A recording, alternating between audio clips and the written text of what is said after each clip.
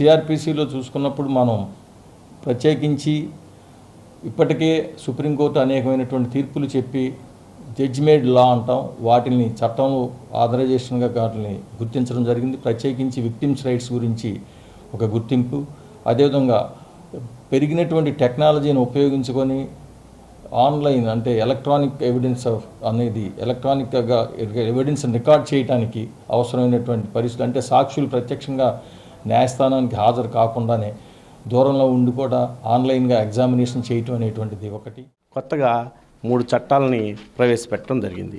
దాంట్లో మొదటిగా భారత నాగరిక సురక్షా సంహిత ఒకటి, భారత న్యాయ సంహిత అంటే ఇండియన్ పీనల్ కోడ్ని రీపేల్ చేస్తూ, అలాగే భారత సాక్ష్యాధ్యయనం, ఈ 3 అంటే సాక్ష్యాధారాల చట్టాల మీద ఈ చట్టం ఎలా సాక్ష్యాలు అడ్మిట్ చేయాలని.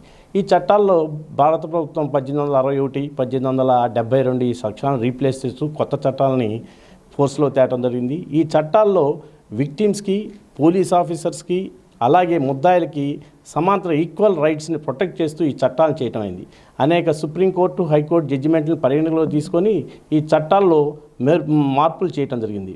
ఇదే విదేశీ సాంప్రదాయానికి బాగా బానిసలైపోవటం వలన వీటి ద్వారా వాళ్ళు ప్రచారం చేసే విషయాలు చాలా తీవ్రత కలగజేస్తున్నాయి. కాబట్టి ఈ న్యూ ఐపీసీలో ఇది సమగ్రంగా సెలక్షన్ అనేటువంటి సెక్షన్ని తీసేసి దీన్ని మార్చడం జరిగింది. దీన్ని ఇంట్రడ్యూస్ చేయటం ద్వారా ఆ శిక్షలు పెంపొందించడం, ఆ విధానాలను మార్చడం ద్వారా దీన్ని చాలా కఠినతరంగా చేయటం, అంటే ఇట్లాంటి సంస్కృతి భావితరాలకు చేరకుండా ఇక్కడే కట్టడి చేయటం ద్వారా ఎంతో ముందుకెళ్తుంది.